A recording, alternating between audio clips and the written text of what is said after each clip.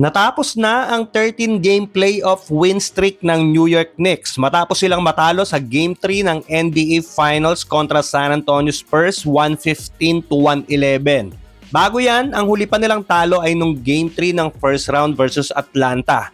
Ang unang talo ng New York sa loob ng 46 days. Imagine, April 23 pa sila huling natalo. June na ngayon. Chaotic ang New York dahil lahat excited sa muling pagbabalik ng Knicks sa NBA Finals. Malamang may ilan sa atin na ngayon lang na-realize bakit sa lahat ng mga big market team sa NBA, ang New York Knicks ang may pinakamalaking NBA market.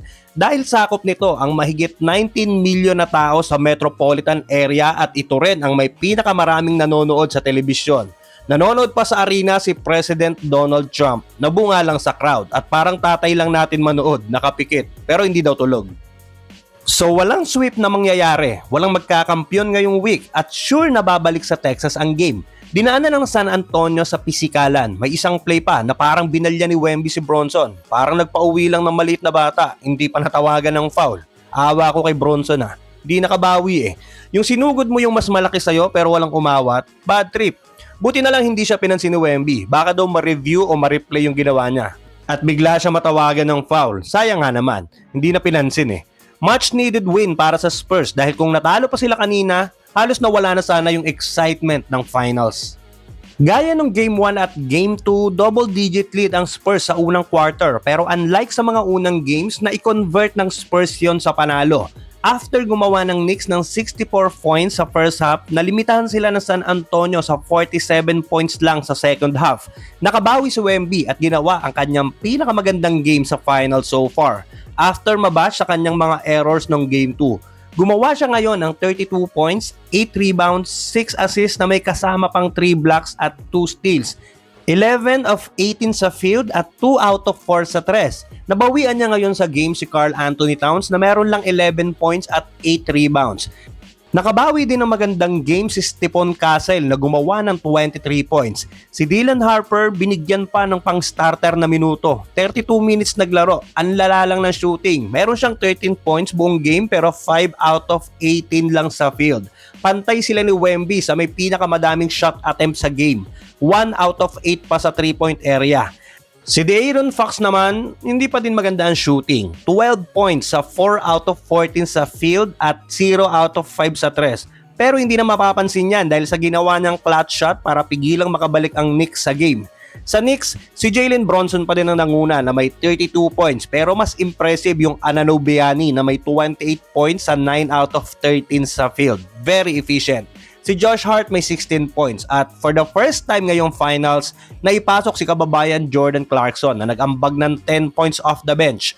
Si Jeremy Sohan lang ang tanging hindi na ipasok sa game. Pwede na mag-ulit ang jersey yan, hindi naman napawisan eh. Sa mga huling minuto ng laro, mukhang kontrolado na ng Spurs ang game nang makalamang sila ng 111-104 sa last 2 minutes. Pero nagpakita ng puso ang Knicks, doon sila nakipagpalitan ng clutch basket. Clutch after clutch hanggang sa bumaba ang lamang ng Spurs sa dalawa, 113-111. 9 seconds na lang ang natitira. Pero yung dalawang clutch free throws ni Castle ang nagselyo ng kanilang panalo. Kala ko machochoke pa eh. Isa sa pinakamalaking dahilan ng panalo ng Spurs, nilimitahan nila yung turnover nila this game compare sa mga previous game. Sobrang importante nun dahil natalo na sila ng Knicks sa rebounds, 46-37. Magkalapit lang din ang shooting percentages ng dalawang komponan. Tumira ang Knicks ng 45.5% mula sa field at 35.1% sa tres. Habang ang Spurs ay may 46.4% field goal percentage at 35.3% mula sa 3-point line. Pero nagkatalo sila sa free throws. Dati ang Spurs ang nagrereklamo sa kalaban nilang OKC. Ngayon, sila na ang inirereklamo ng kalaban nila. May kabuuang 32 free throws ang Spurs kahit sila pa yung namimisikal habang 22 lang sa Knicks. Yan ang isang bagay na nireklamo ni Coach Mike Brown dahil sa second half lang 24 free throws ang binigay ng mga officials para sa San Antonio habang sa Knicks 8 lang. Pero wala naman tayong magagawa sa mga ganyan. Pero ano't ano pa man, walang duda na mas mahusay ang naging laro ng Spurs sa kabuuan ng Game 3. Sa finals na ito, hanggang ngayon puro bisita ang nananalo. Mukhang ayaw ng dalawang team sa sariling bahay. Mas komportable yata sila mang-agaw ng panalo sa bahay ng iba. Yung ang mahal ng ticket sa arena tapos papanoorin mo lang matalo yung team nyo. At dahil dito may pagkakataon na ang San Antonio itabla ang serye sa 2-2 sa susunod na Game 4 at muling buhayin ang kanilang pangarap na makuha ang kampyonato.